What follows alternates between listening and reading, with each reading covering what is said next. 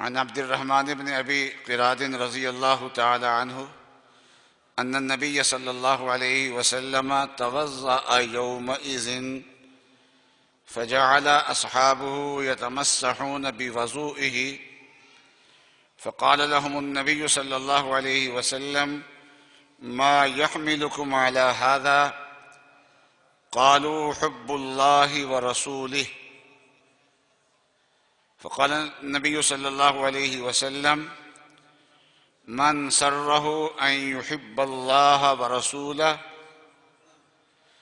أو قال يحبه الله ورسوله فليصدق حديثه إذا حدث وليؤدي أمانته إذا اؤتمن وليحسن جوار من جاوره. رواہ البیہقی فی شعب الایمان والحدیث حسن۔ صحابی کہتے ہیں کہ ایک دن نبی اقدس صلی اللہ علیہ وسلم وضو فرما رہے تھے کہ آپ کے صحابہ آپ کے وضو کا پانی جو ہے وہ اپنے ہاتھوں میں لے کے مل رہے تھے۔ یہ صحابہ کا اپنا شوق تھا، ورنہ نبی اقدس صلی اللہ علیہ وسلم نے حکم نہیں دیا تھا، نہ قرآن پاک میں آتا ہے، لیکن آپ کی شان محبوبیت تھی ایسی کہ آپ کے بدن اطہر پہ لگنے والا جو پانی نیچے گرتا تھا تو صحابہ اگر موجود ہوتے تھے تو اپنے ہاتھ میں لیتے تھے۔ تو نبی اقدس صلی اللہ علیہ وسلم نے ان سے پوچھا کہ یہ کس وجہ سے کر رہے ہو؟ ما یحملکم علی ھذا، یہ عمل کیوں کر رہے ہو؟ تو انہوں نے کہا کہ حب اللہ و رسولہ،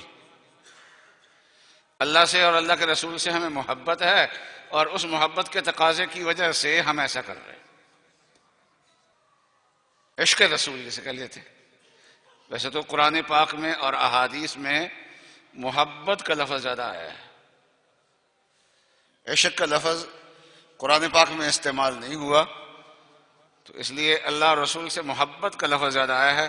لیکن آج کل لوگ بولتے ہیں عشق رسول، تو صحابہ نے کیا کہا جی؟ عشق رسول، ہم عاشق رسول ہیں، اس لیے ایسا کر رہے ہیں۔ تو رسول اللہ صلی اللہ علیہ وسلم نے ارشاد فرمایا کہ اگر کوئی آدمی یہ چاہتا ہو کہ وہ اللہ اور اللہ کے رسول سے محبت کرے، اللہ کا عاشق بنے، اللہ کے رسول کا عاشق بنے، اور اللہ کے رسول اس سے محبت کریں، دو طرفہ محبت ہو، تو پھر تین کام کرو۔ پہلا فَلْيَصْدُقْ حَدِيثَهُ إِذَا حَدَثَ، کہ جب بات کرے تو سچی بات کرے، سچائی اختیار کرو۔ اگر مجھ سے محبت ہے تو اس کا تقاضا ہے یہ ہے۔ اور دوسرا وَلْيُؤَدِّ أَمَانَتَهُ إِذَا اؤْتُمِنَ، جب اس کے پاس امانت رکھی جائے تو اس امانت کو ادا کرے۔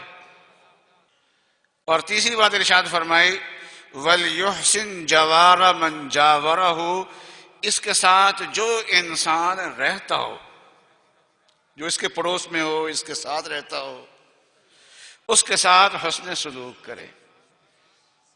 فرمایا کہ میرے ساتھ محبت کے تقاضے تین ہیں۔ یہ بات حضرت صلی اللہ علیہ وسلم نے اپنے ان صحابہ سے فرمائی ہے جو ایمان کے اعلیٰ درجے پہ تھے، جو تقوی کے اعلیٰ درجے پہ تھے، جن کے ایمان اور تقوی کی گواہی اللہ تعالیٰ نے خود دی ہے۔ اور یہ ان شاگردوں کے بارے میں کو حضرت ارشاد فرما رہے ہیں جنہوں نے رسول اللہ صلی اللہ علیہ وسلم کی محبت میں اپنے خاندان کو، اپنے کاروبار کو، اپنے وطن کو قربان کر دیا تھا،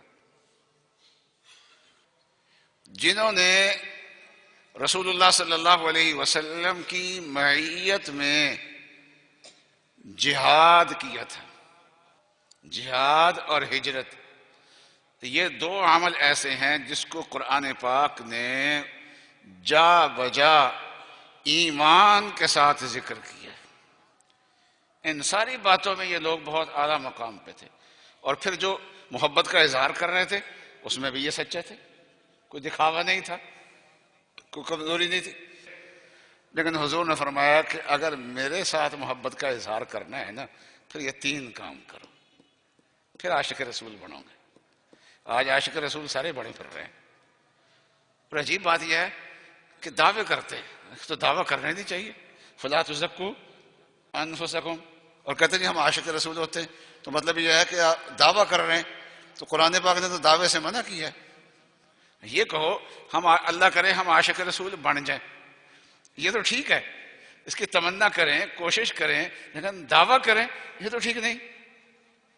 پھر اس سے بڑا غضب یہ ہے کہ عشق رسول میں اپنے پاس سے نئی نئی چیزیں گھڑتے ہیں، اور پھر ساتھ یہ فیصلے کرتے ہیں کہ ہم عاشق رسول ہیں، فلاں جو ہیں وہ عاشق رسول نہیں ہیں. ساتھ ساتھ یہ بھی فیصلے کرتے. تو بھئی یہ فیصلے ہمیں اور آپ کو نہیں کرنے چاہیے، نبی اقدس صلی اللہ علیہ وسلم نے اپنے ہاتھ میں لیے ہیں، اللہ نے اپنے ہاتھ میں لیے ہیں. اس لیے وہ دیکھیے کہ نبی صلی اللہ علیہ وسلم نے کیا بیان فرمایا.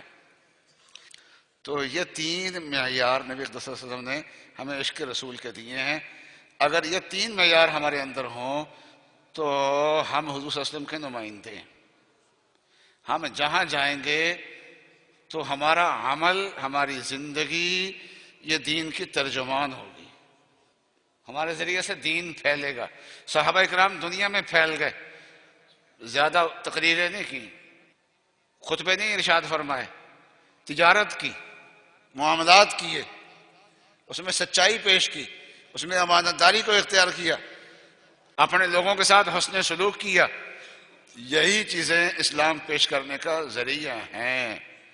اور آج ہمارے عمل کی وجہ سے، ویسے اسلام پہ عمل کرنے والے آج بھی بہت سارے لوگ ہیں، کوئی دور ایسا نہیں ہے کہ دنیا میں اسلام پہ صحیح عمل کرنے والے لوگ موجود نہ ہوں، ہیں.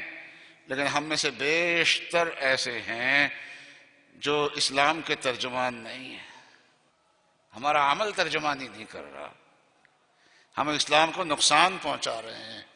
تو اللہ تعالیٰ ہماری حفاظت فرمائے اور ہمارے عمل کو، ہمارے کردار کو حضور صلی اللہ علیہ وسلم کا امتی ہونا دکھائے. ہمارا کردار بتائے کہ یہ کسی نبی کا امتی ہے. حضور میرے سے اگر محبت ہے نا پھر یہ 3 کام کرو. جی